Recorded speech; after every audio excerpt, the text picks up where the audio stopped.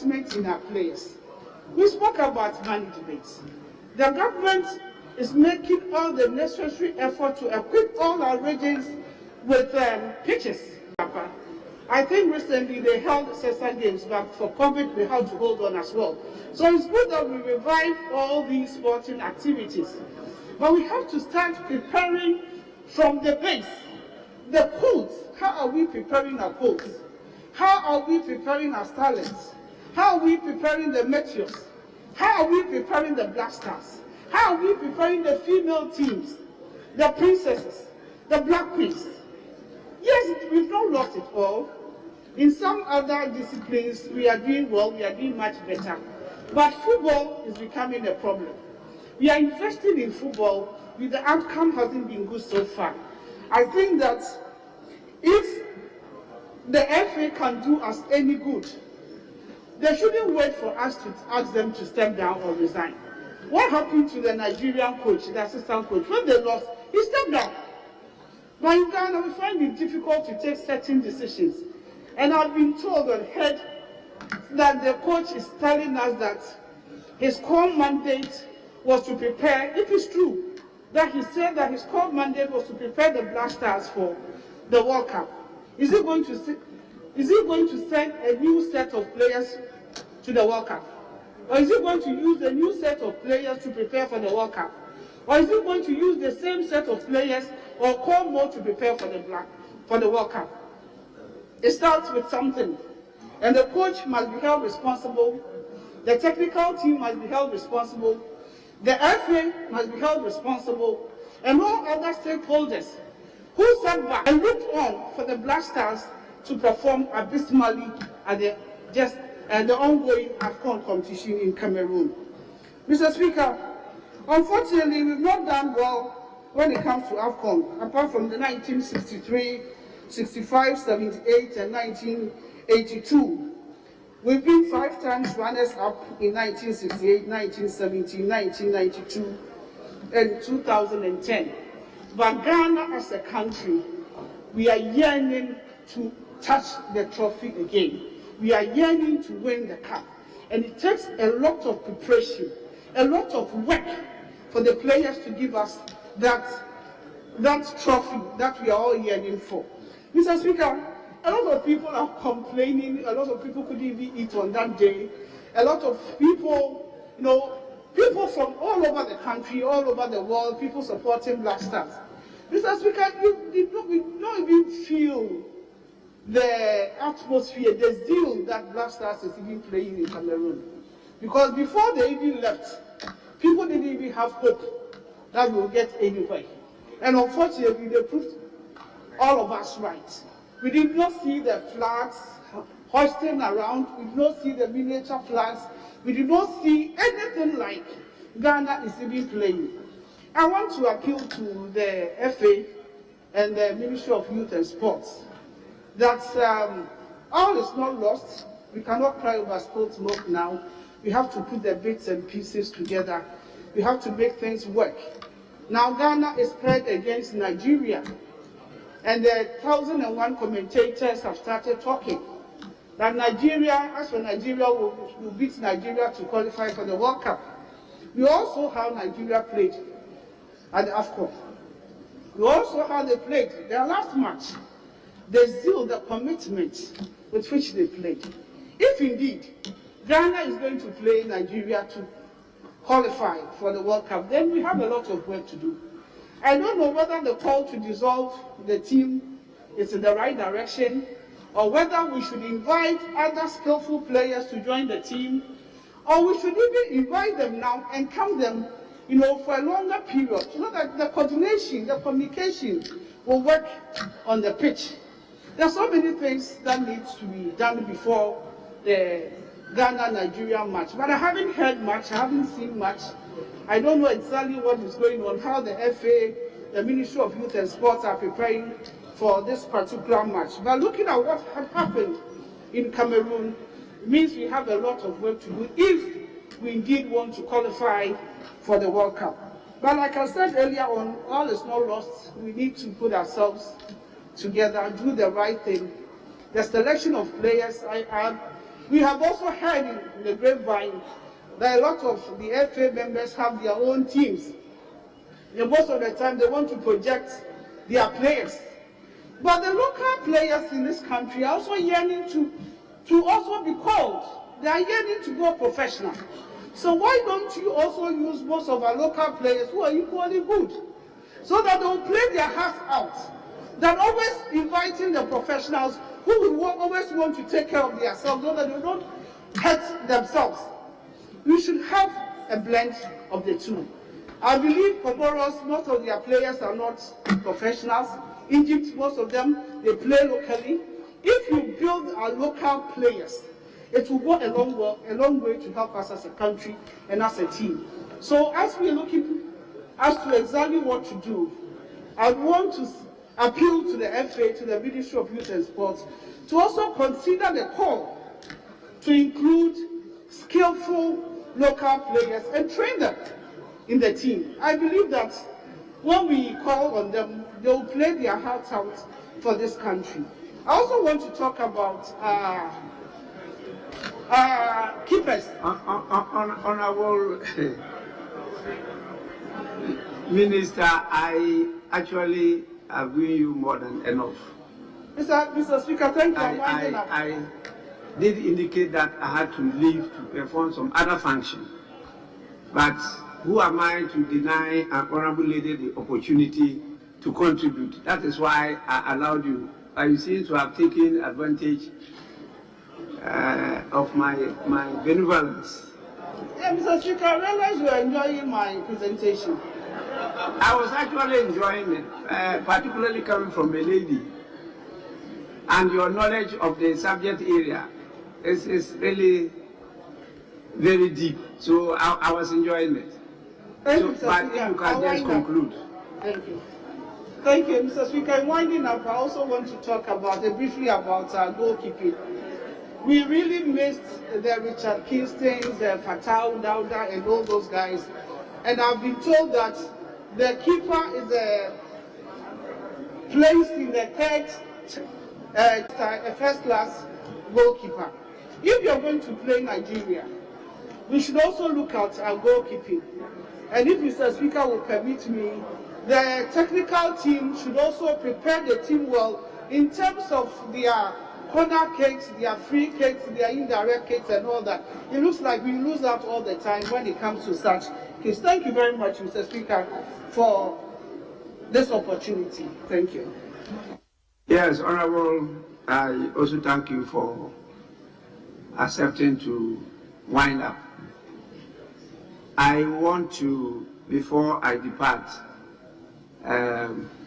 assure you that the First Deputy Speaker will give the appropriate directives where we want our committee to be part of the process of finding solutions to this serious challenge. So you continue with your comments, but I have to perform one more important function. You all know that by Article 187, Clause 15 of the 1992 Constitution, which says that the accounts of the Office of the Auditor General shall be audited and reported upon by an auditor appointed by Parliament. We haven't done that for a time now, and therefore we have some areas, and we think it is an urgent matter that we have to do to appoint an auditor to audit the accounts of the Office of the Auditor General. And so I will allow the majority leader and leader of the House. He's doing that in the capacity of the majority leader and leader of the House, not Minister for Parliamentary Affairs. The other people agenda will be shared to members. And you see we have 2 items on that. He will be moving the motion, and then we will then inform members of a committee that we are going to establish as Parliament to set the process in motion towards processing and appointing the auditor to audit the accounts of the Office of the Auditor General. And so I want to call on the Majority Leader to move the motion numbered 1 on the order paper addendum of today. Majority Leader. Speaker, before I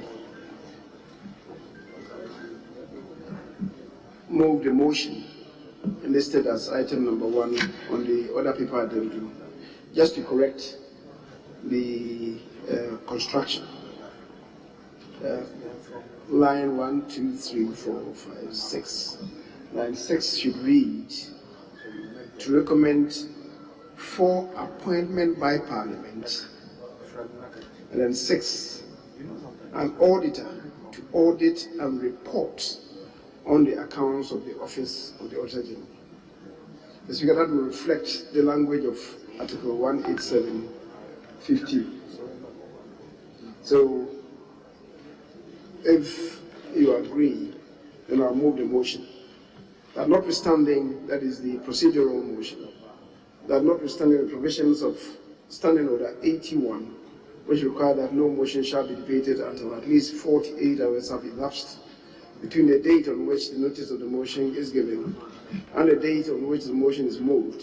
The motion that is housed constitutes an ad hoc committee composed of honourable members to recommend for appointment by Parliament an auditor to audit and report on the accounts of the Office of the Auditor General may be moved today. I so move, Mr. Speaker.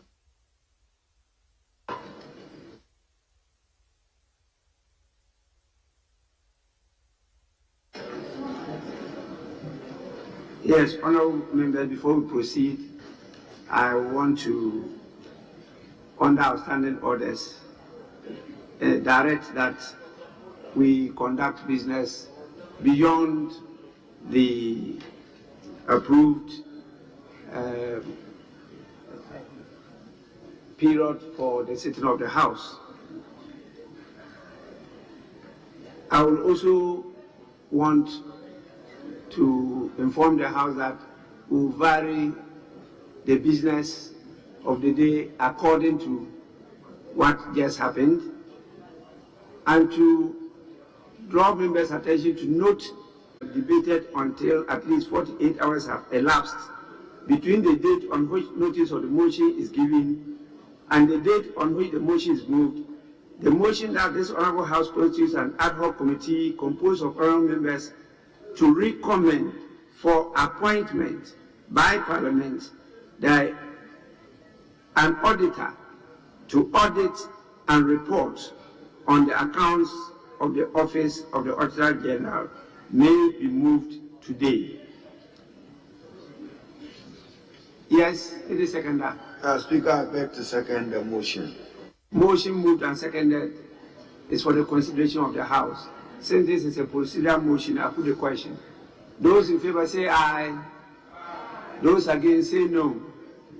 The ayes have it. The motion is accordingly adopted. Now we move to item 2.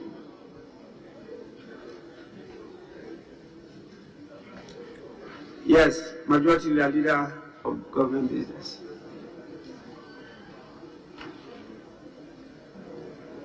Speaker, I move to the motion listed as item number 2, and I beg to move that this Honourable House constitutes an ad hoc committee composed of the following honourable members to recommend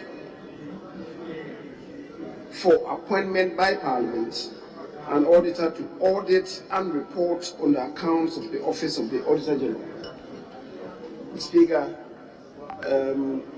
the following 4 members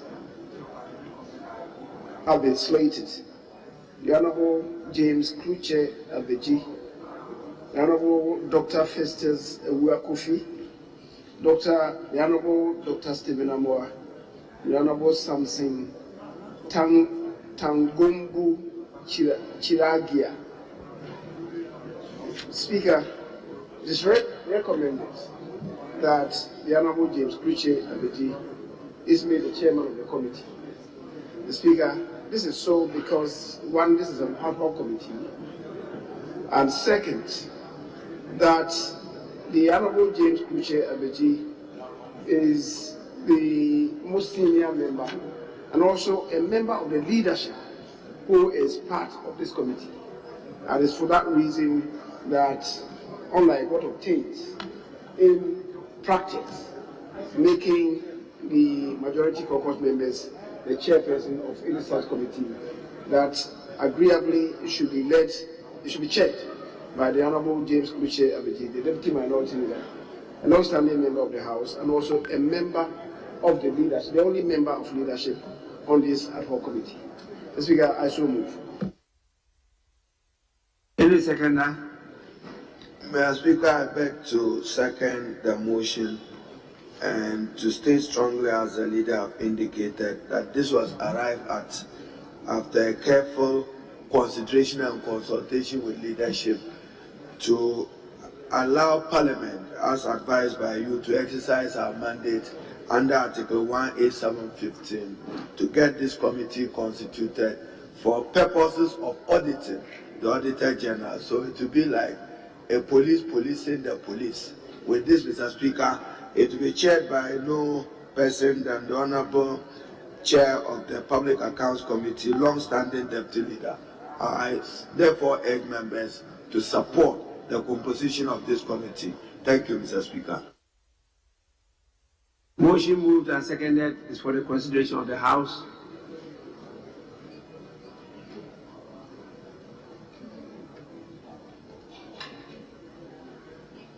There being no, yes, Honorable Dafiamako. Mr. Speaker, safe to say that I know that by convention in this House, when we form committees, they are normally formed by odd numbers, 3, 5, 7. But I have observed that this one consists of 4 members. I will seek your guidance in the matter. In terms of the Honorable Member, the matter is too obvious for response, so I will not encourage anybody to respond to that your issue. I will, at this stage, hand over to the First Deputy Speaker to continue with the item on the other paper addendum.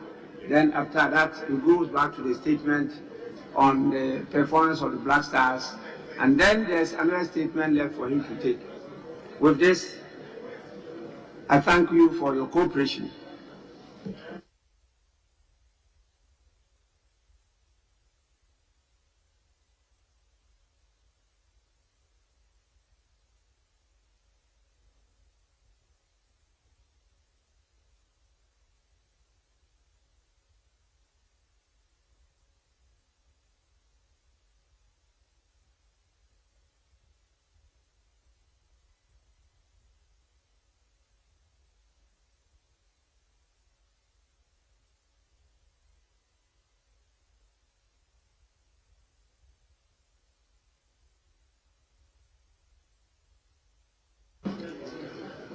Yes.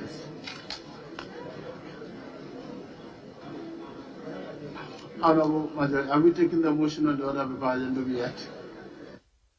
The Speaker was to put a question on the motion moved by the Majority Leader for the composition of the committee in other paper addendum for the committee to audit the Auditor General. Question on motion, Mr. Speaker. Thank you. That's where we were. Very well. Has the other 80 been taken? The other 81, has it been taken? The procedural motion. We have done that. Very well. Then we go to motion number 2. Very well. So all in favor of the motion, say aye. All against, say no. The ayes have it. The motion is carried. This House has adopted a motion to empanel the number of 4 as stated on the other paper addendum, to take the steps to select an auditor to audit the Auditor Generals.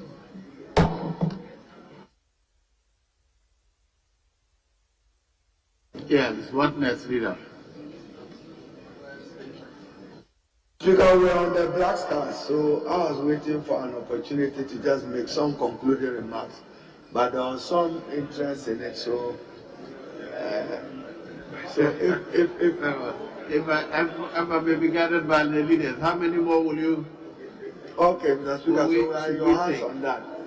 I'll wait when my colleagues have their bite. I just have some small contribution to it. Should I take 3 more from either side? 3-3. Is that acceptable majority? Very well. Yes, Honorable Member for Wa Central. Thank you, Mr. Speaker. Mr. Speaker, let me first of all thank the maker of the statement, the ranking member for Youth and Sports, and to say that this year's AFCON has been a heartbreak for many, many Ghanaians. We all thought Ghana was going to make some distinctive mark in this AFCON after a long dry up of victory and gold in AFCON. As we all know, football is the pulse of the nation. After many sports, the many sports activities have disappointed us. People have relied on football, and Ghana performed so well. And according to the make of the statement, we won this AFCON or African Cup 4 different times. And so Ghana's name is marked in one of the countries that have done very well in football. And for us to go into this year's AFCON and perform the way we perform is a very deep heartbreak. Many Ghanaians are unable to forgive the players, the technical team, and others. But Mr. Speaker, in order for any team to win or to have the confidence to go far, there are 4 or 5 support bases you will require. First of all, you need to have a good management team that can support with managing the overall impact of the game. You need to have a technical team that can take the team through the technicalities and ensure that we have a good playing body. And you need to have a domestic support base. And lastly, you need to have a good playing body. Mr. Speaker, we didn't have all the 4. We didn't have a good management, it was poor. We didn't have a good technical team, the results are shown in the performance. We have poor domestic support, because I heard lots of people saying they are fed up with the poor performance of the Black Stars and they are not going to support the Black Stars anymore. They were preferred, many people are preferred to support teams like Chelsea, Manchester, rather than the Black Stars. Mr. Speaker, we all know that because of football, people of varied thinking, varied ideas, opposing each other, can come together as one in Ghana. And at a situation like this, when the country is completely divided, we needed to have something like this football to bring us together, for people to be happy together. Unfortunately, it didn't happen. And the pain was that we didn't even seem to be going, we didn't seem to play as if we were going to win. I, as a former sports minister, have always been very anxious when Ghana is playing. And so on this occasion, in the first match, I decided not to watch, because the pain and the emotions are often so high that when you watch and you see yourself defeated, you can't sleep over it. Mr. Speaker, so I avoided it. In the second match, somehow I gathered some courage to look at the match. It was fairly good. In the third one, I had firm hopes that we were going to win, because Comoros has not been a football nation. And I told myself, look, let's win this one. Let's go to the next quarter, the 16th. And then, Mr. Speaker, to my surprise, they won the first. They beat us. They scored the first goal, and it broke down every confidence in me. I closed the television. I went to rest, and then I was asking for the results the following day, and it was bad news for Ghana. Mr. Speaker, I think that we need to do much more than talking about this, about the Black Stars. We need to organize and organize properly. I was very confident. I was very happy when Honorable BT Baba suggested that we have changed management. We have changed the coach. We have done a lot of changes, but we have not changed consistently management because of poor performance. And he's calling on the constituents of the Black Stars Management Board to be able to change the management of the Black Stars, because you can't continually change the coach without thinking about the person who allows the management, who appoints the management and supervises them.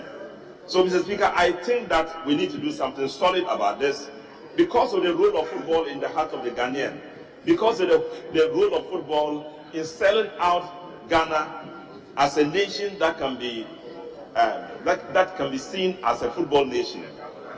So this one must not just be talking alone, because as we go ahead, we are going to face another AFCON. When I took the team to Egypt, the under-20 team, first prepared by Honorable Mutaka, I joined him. I went to Qatar with the team, and we came out to contest the world at the world scene in Egypt.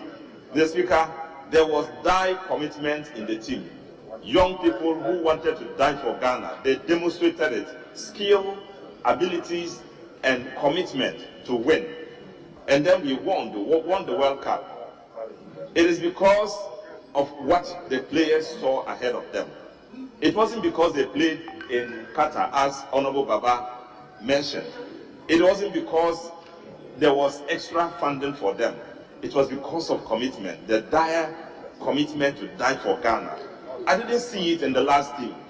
So, Mr. Speaker, I think also that it is not just the skill we should be looking out for.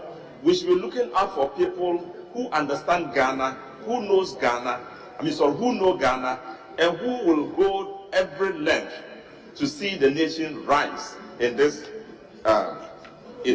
enterprise.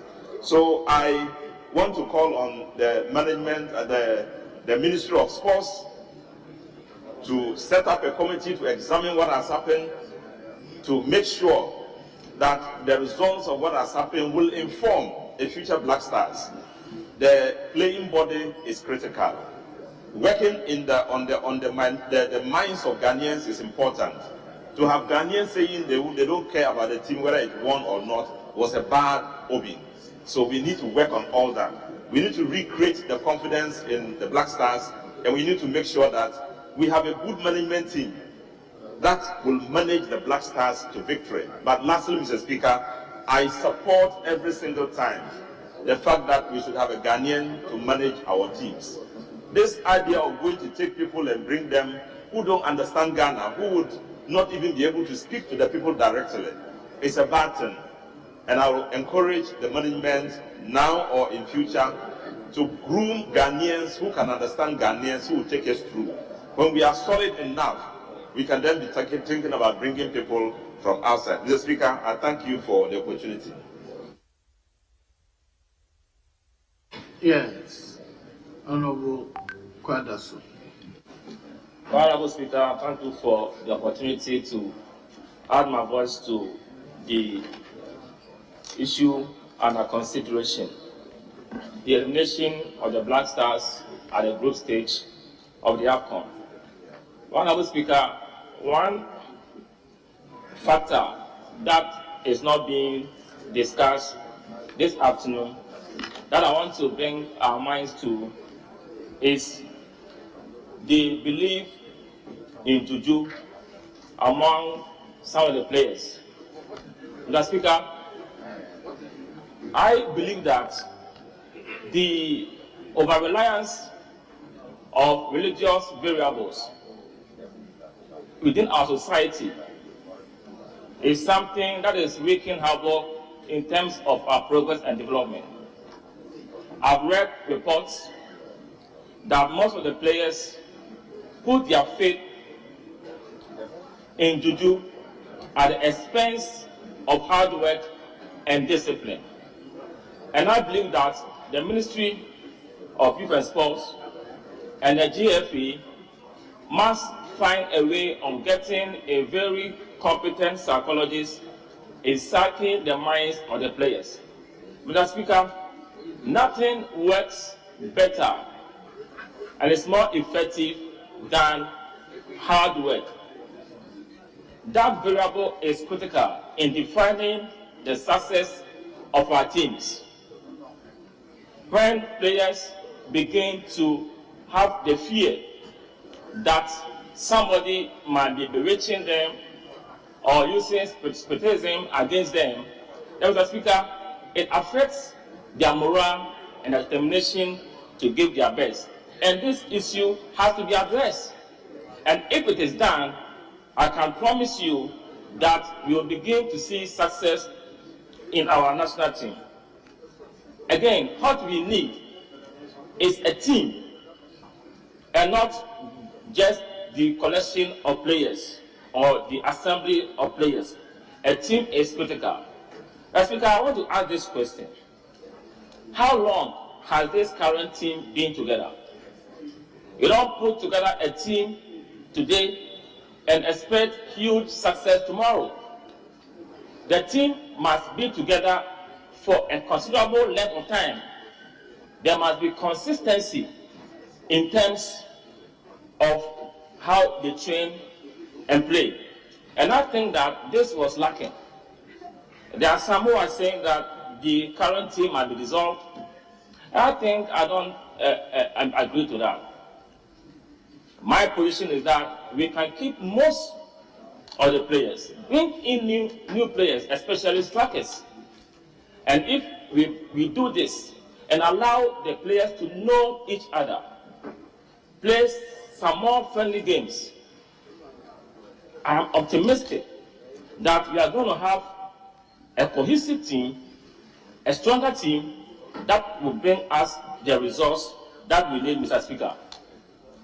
I also want to commend the government for the support that she offered the team and to the Ghanaians who supported the Black Stars. There are some Ghanaians who are apathetic now, they are indifferent because of the poor performances of the Black Star. And I think that this apathy is as a result of the lack of results that we are not getting.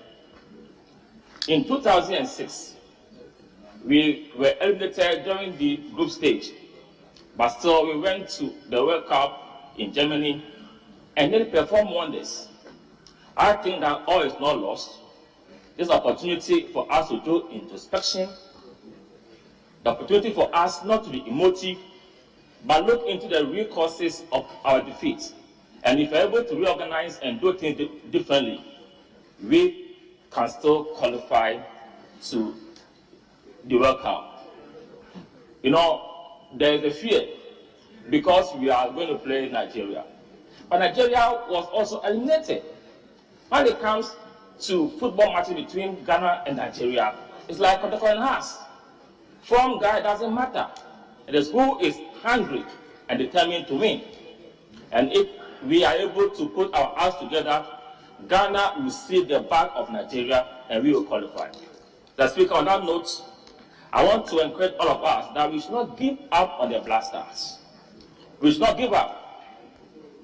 I believe that if we are focused, we can make progress. And in this day and age, there are no minnows when it comes to football. We have to understand this.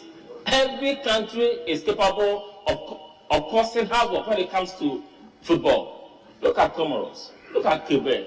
We didn't give them any doctors. And we had a perception that they'll be walkovers. That mindset also might have caused us. But as I said earlier on in conclusion, let us keep hope alive. Let us be behind the Black Stars. The GFA and the Ministry of Youth and Sports must sit down and do things differently, and we shall get there. Thank you, Madam Speaker. Yes, Honorable Dana. Thank you, Right Honorable Speaker, for giving me the opportunity.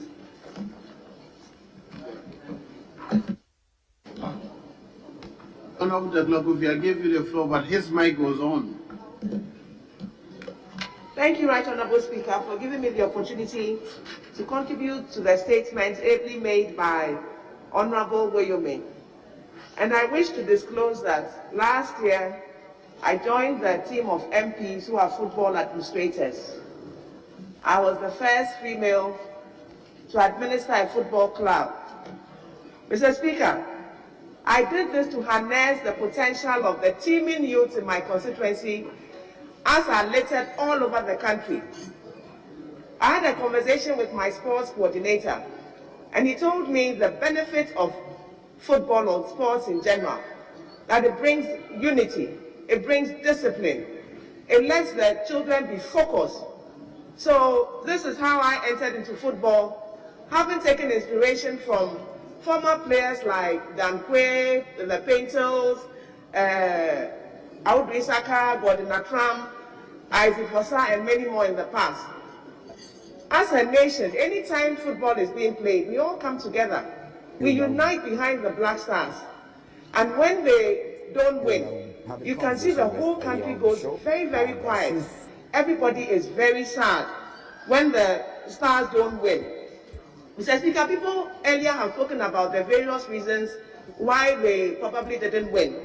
I just want to add my voice that as a nation, we should be interested in developing sports for the unity of the country, for giving the youth a focus, and then creating discipline among the teeming youth who are coming up. Mr. Speaker, last year, I remember I made a comment, I contributed to a question here on the sports minister having not answered a question, a letter written by my chiefs asking for permission to contribute to the expansion of the sports stadium in Kwando. It's 6 months now. We still haven't had a reply to this letter. Mr. Speaker, these are some of the things that discourages people from helping to develop sports in their own small ways in their constituencies. This is a constituency wanting to do some development by themselves, asking the permission of the sports minister. 6 months later, we still haven't had a reply to that letter. Mr. Speaker, I wish to also state that, like the earlier speaker said, the technical bench has to be looked at, player selection has to be looked at. We are grooming a lot of domestic players, and I believe that from these domestic players, players can be selected to play for the national team in the future. Mr. Speaker, with these few words, I thank you for the opportunity.